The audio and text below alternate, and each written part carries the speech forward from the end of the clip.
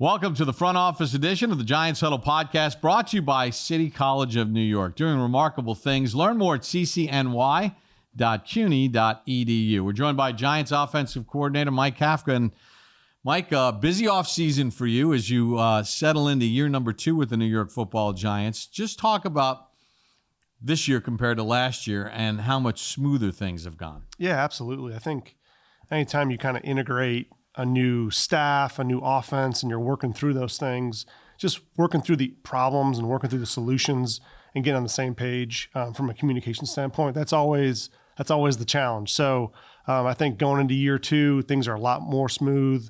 We're able to jump in and out of meetings a lot quicker and kind of get to the point.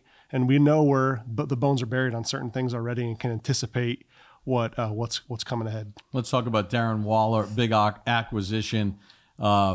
When healthy, the guy's tremendous, right? I mean, you've been around some really good tight ends in your day as well, but tight end, it's, a lot of Giants fans think of Mark Bavaro. It's a little bit different what he brings to the table. Talk about the matchup problems that he can cause for a defense. Yeah, he's a tremendous athlete.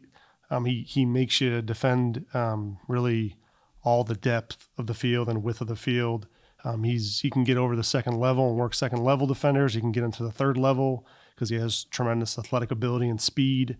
He's a really good blocker too, so you can get him in the mix in the run game. So he adds an element, that gives the offense a little bit of an edge to move him around and just move him around and mix and match him with different matchups. Right, and he's almost like a big receiver in certain settings. And with Bellinger having the kind of rookie season he had, it gives you a lot of versatility. Absolutely. And Belly's done a great job. He had a great last year, and he's continuing to work. And we're working through the OTA phases, phase 1, phase 2, and then getting into phase 3. Belly's done a great job of improving those certain aspects that we talked about. Speed obviously was a premium to this offseason. You guys added a lot of it. How important is it for you to be versatile offensively and not be so typecast with one style? Yeah, I think anytime you have flexibility in your scheme gives you an advantage. Being able to move pieces around, put guys in the backfield, out of the backfield, spread the field, tighten, condense it. So it just adds more, whether it's gaps in the run game, adds more space on the field for defenders to defend. That just gives you multiplicity in the offense. Let's talk about Jalen Hyatt, who you guys took in the third round. Obviously, fantastic player. What were some of the things that you liked about him as he was coming out and, when the Giants finally took him? Absolutely. He's a tremendous kid. Loved meeting with him. Got an opportunity to have him on a 30 visit and really get to understand how he sees the game. He's a smart football player. He's a tough kid. He can, from a skill set standpoint, he can run routes. He has, vertical speed. He has catch and run. So there was a lot of aspects about his game that I think fit with the offense. And then now it's about, finding a role within the offense that he can contribute.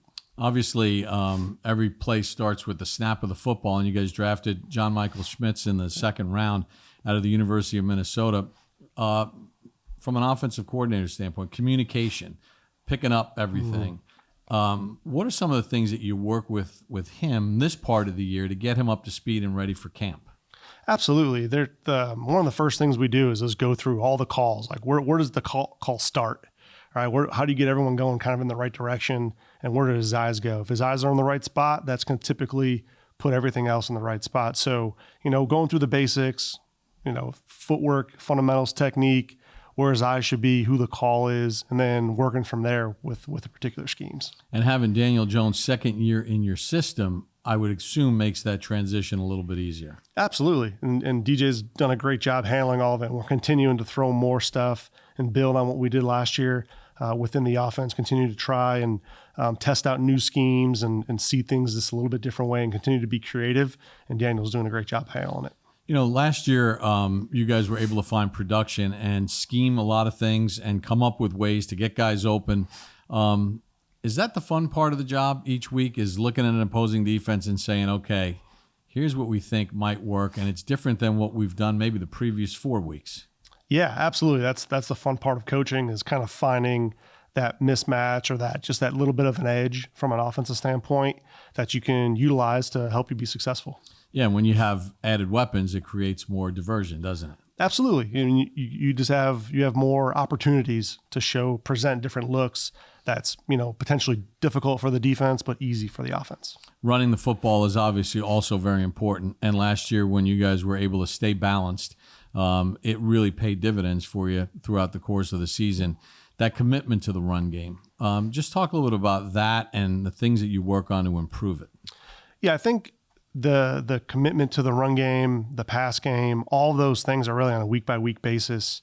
I think, depending on how the defensive structure presents itself, that's what you want. That's what you're attacking. You're attacking the defense. So, if they're going to pack the box and you want to spread it out and throw the ball, if they're going to spread it out and leave light boxes inside to run it, then that gives you an opportunity. So there's a little bit of a flow of the game, how things are going, but you want to utilize your best players, however that may be. Whether it's a running back, tight end, receivers, the quarterback. And so and having enough stuff within your scheme, I think, is what's important, which is what we're working on right now in the offseason. Do you see that as a trend? Because I noticed it during the course of the season. It seemed like there were more teams that were running for about 189 to about 225 yards. You'd get 5-6 teams a weekend, and 5 of those teams definitely were in the win column. As the league has gone to a passing offense and teams are drafting smaller linebackers, are the offensive guys starting to say, it's a lighter box, let's just run it on them? Yeah, I think you're seeing a little bit of a transition just because the college game is so influential to the program. You're trying to fit the players you're getting from college into schemes that they're familiar with, that express, what they do really well. And so you inherently kind of just see more spread offenses. And so I think defenses, have seen that these last several years. And they're adjusting, right? So they're adjusting their different personnel groupings so they can get more speed on the field. And so, yeah, it's that cat and mouse game of they go light, we go heavy, they go heavy, we go light, and just kind of the back and forth that you're looking forward to manage and then create those matchups with the people you have on your team. Is one of the things to make sure that you can't forget is the power game, in the sense that, in the NFL during the course of the season, sometimes you got to just make a yard, or sometimes you got to just make a half yard, and to make sure that doesn't get lost in the weeds. Absolutely. That's a part of our scheme. It's part of our identity as an offense, and being able to run the ball, get downhill, create double teams. And again, it's all about utilizing your player's strengths. So if our O-line is doing one thing really good, that's what we want to continue to build off of. And then if there's a weakness part of it, then we try to hide that weakness with the shifts, the motions, the personnel groupings to create that matchup. As you come off last season, going into this season, you study everything.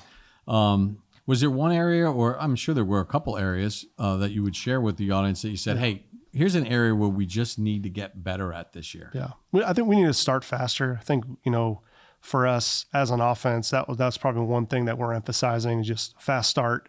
I think we did as a team last year, but as an offense specifically, I think we can get off to a better start there. And that was a big time study for us as a group, as a staff, when we went and talked with the players throughout the phases here.